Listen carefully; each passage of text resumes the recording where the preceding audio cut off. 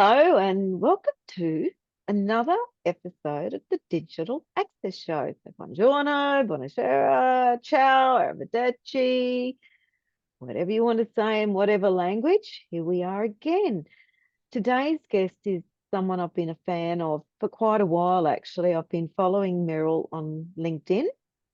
Meryl is a US lady, US of A, and she's got some great information for us. But in particular, what I'd like to look at today is what's happening in the USA in regards to digital accessibility, the legal side of it, and let's have a look at what's happening in Australia and do a comparison. Everyone, I'd like you to meet the wonderful Meryl Evans from Plano, Texas. Hi, Meryl. Hi, everyone. Thank you for having me today, Noelle. I am excited to be here and to let the listeners know that it's not an American accent I have here. It's an accent that comes from nowhere. It's a deaf accent. So, so it'll be a little adventurous. You may have to listen a little harder, a little differently, but it's just part of me and who I am. Meryl, I am really excited to meet you. As I said, I've been following you for quite a while and we've been talking to each other on LinkedIn. Meryl, tell us a bit about where you came from, what you do, and where you're heading. So I come, but you want me to go all the way back to when I was born? Oh, no. We'd be here for ages, I think, if we did both of us. Well, I have lived in Texas most of my life. I only lived outside of Texas for a little bit, college and early in my career. But anyway, so where did I come from? I was born profoundly deaf, and I'm the youngest of three kids. So my parents were noticing things I did or didn't do because they had two older kids. I wouldn't respond if they were behind me, like little things like that. Yeah. So they took me to the specialist. I got hearing aids by the time I was one, the old vintage hearing aids that you wear on your chest type thing. Oh my gosh. Yeah. Very old vintage, yeah. And and I took a lot of speech therapy for 10 years. Yeah. So when no way to hear my voice like most people hear theirs. That's what I have to act in. It's very, very hard to overcome. Not overcome, that's not the right word, but make it clearer, Yeah. more non-standard, more standard speech. Mm. Anyway, back in that time, they declared American Sign Language, which is our sign language here in the USA, as you have Auslan, I know. Anyway, the reason being you develop speech at a very young age.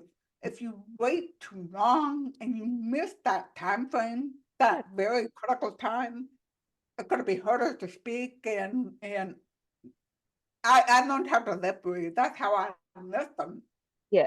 So it, my parents, of course, didn't mind if I wanted to learn sign language, but it just never came up Yeah. because there was no one in my life who was fluent.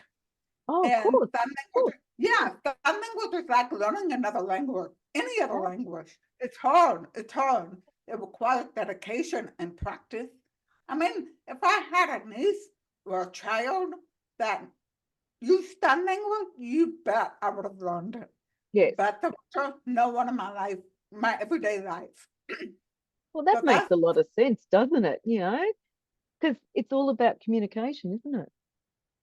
it is. It is. And Yeah. it's so important. Um,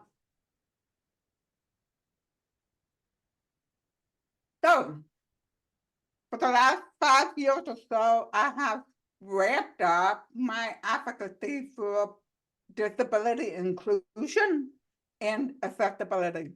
Yeah. Not just digital accessibility, but what I like to call 360-degree accessibility. In other words, accessibility everywhere. not just online, right? So that's what I'm focused on, just to keep educating, keep speaking, keep training, keep there's just so many people who haven't gotten the message. What does accessibility mean to you, as in practical terms?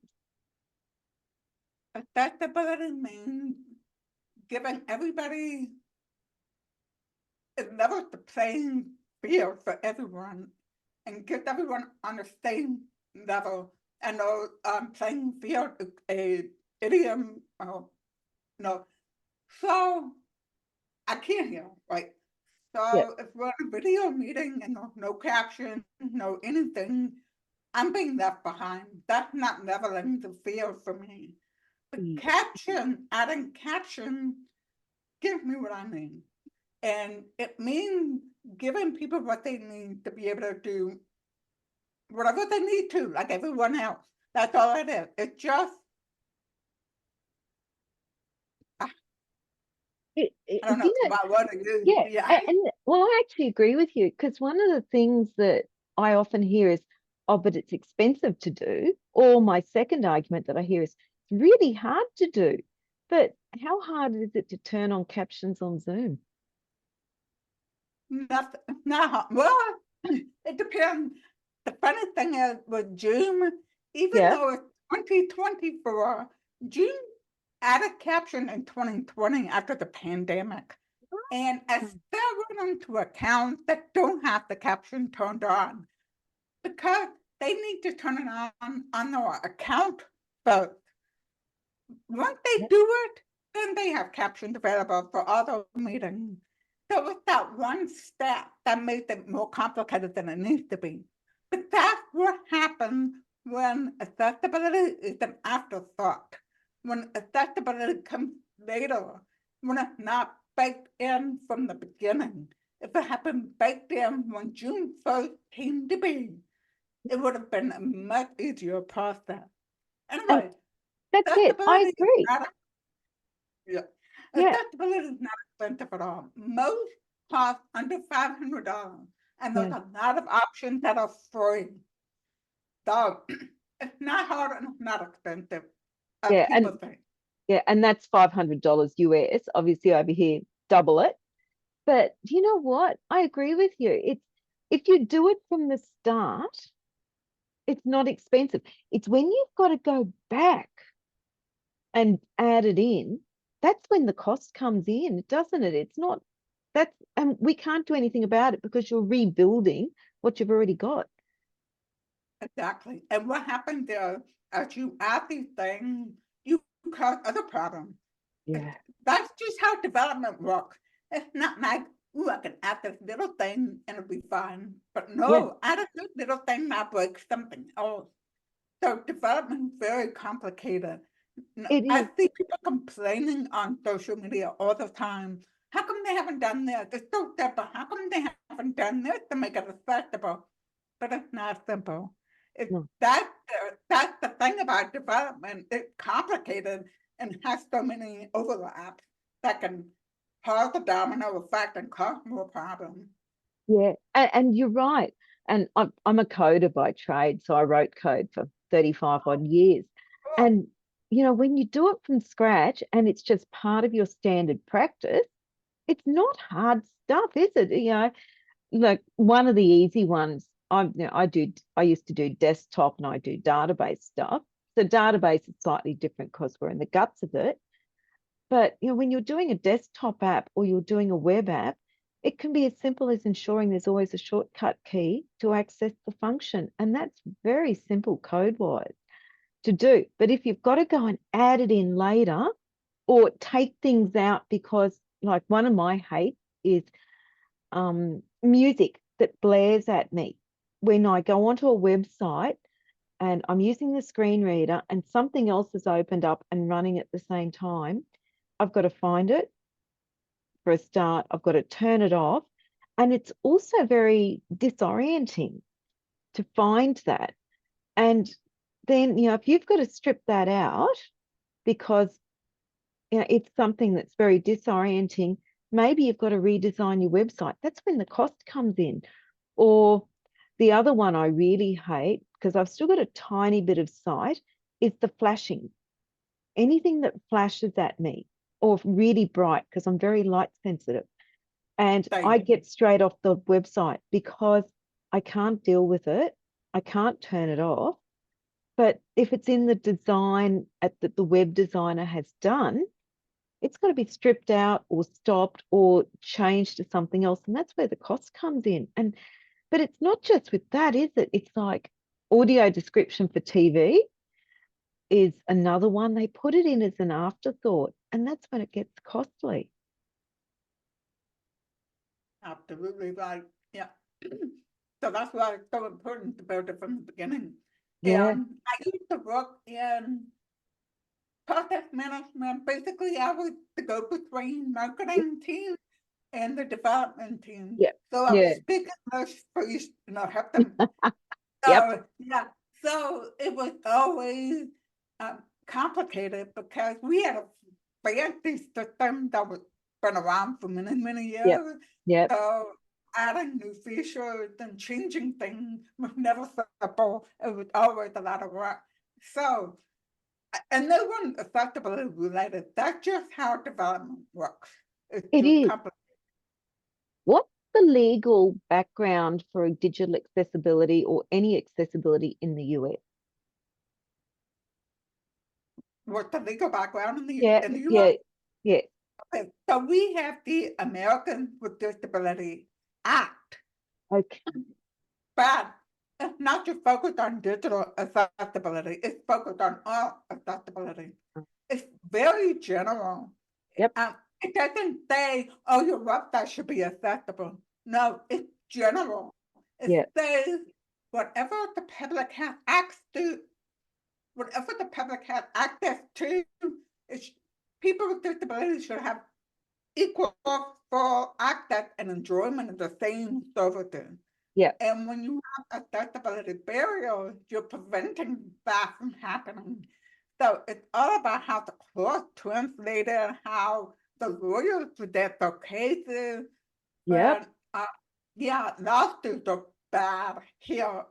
America is a very lawsuit happy country. That people want to sue, but most of the time it's not because they can't access something. It's because yep. they want make a quick buck. They want to make money.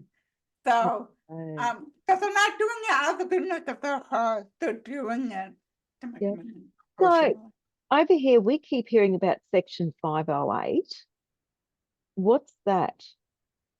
So section 508 is part of the reha- rehabil- ah, Rehabilitation Act. Yep, So yeah, they so they look at different things. One is based on it has a title 2 and title 3, if I remember right. yep. I always get my laws mixed up, so I always have to look it up, No, that's all right. I'm just curious. my Yeah, mind does not work well with laws, yeah, but it's about government versus businesses and there's also education, a section for education, equal yep, access to education. yep, So they have different pieces, but they all apply. Which applies depends on the case, the yeah. lawsuit. Yeah, Interesting. I'm not a lawyer, I'm not an Yeah, no, expert. yeah. And I'm Yeah, the same as you. I'm not a lawyer. Over here, we have the Disability Discrimination Act 1992. It sounds very similar to your American Disability Act. It does say, like yours, that we should all have access within reason to the same information. And the words here are within reason. And then we have a standard. So it's called the Digital Accessibility Standard, which is maintained by government here, and it aligns to the Web Content Accessibility Guidelines, version 2, level A. And it is not mandatory. The easiest way I explain it to people, I'm a bit of a hoon. I used to love driving, and I still do love driving. They don't let me. but I used to be able to change the oil and change the tires, and I had a bit of an idea. And I say to people, it's equivalent to someone grabbing their car and saying, right, I'm going to change the oil, change the windscreen wiper fluid, check the water. Yeah, I reckon I can get another 100 kilometres out of those tyres, and writing a roadworthy certificate. In Australia, to have a car on the road, you've got to have a roadworthy certificate. But it's equivalent to you writing out your own roadworthy certificate. And so what happens is companies over here, and government does the same, they go and they assess themselves. But if they're not assessing using a screen reader, or they might use a screen reader, but if they've got sight, they can work out how to get to it. But if you're only listening and you've only got listening and touch and smell, well, 4 of the 5 senses, it makes it really hard to get around. And there's a push on in the disability sector here to make it mandatory that all government, all private should be accessible. It's not going to happen because of the cost, I know that. But one of my things when I look at it now and think, what can we do better? And I keep saying to business, the best thing in Australia, meet those standards, because we've got like 13 million Australians with a vision impairment. There's 3.5 million with a hearing impairment. This is 2018 stats. There's 4.4 million with disability. English as a second language is another issue. We're talking over half our population. So just putting the standard in is going to make life better. And it's the same with physical standards for wheelchair access and crutches and all those other things. What's the feeling over in the US in regards to that?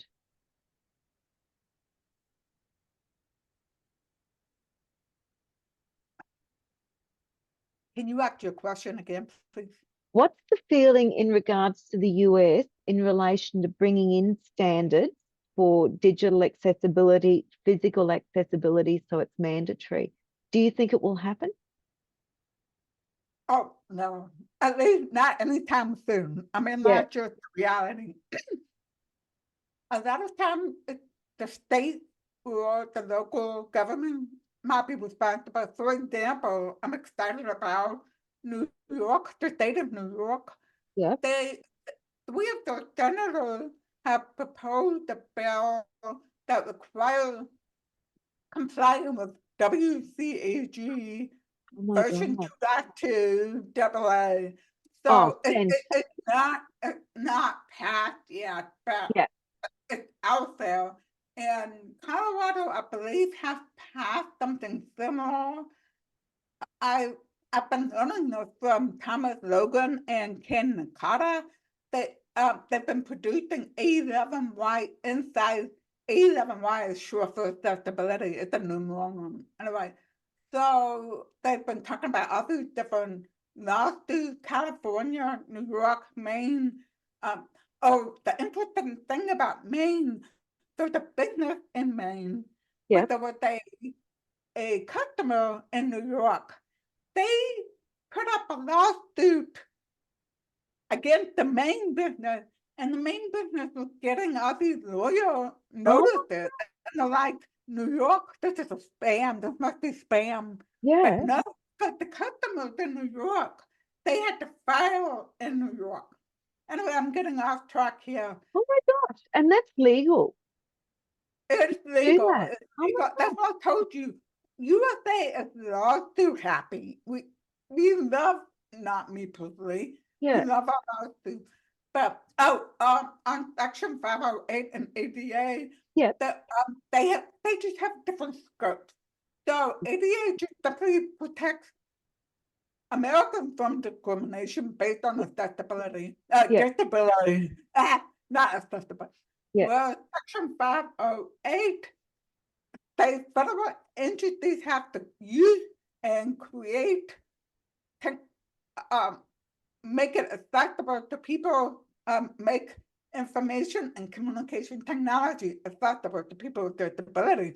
So Yeah. it's more focused on procurement, buying things at the government level. So that's what I mean. They have different scopes they look at. Yeah. And so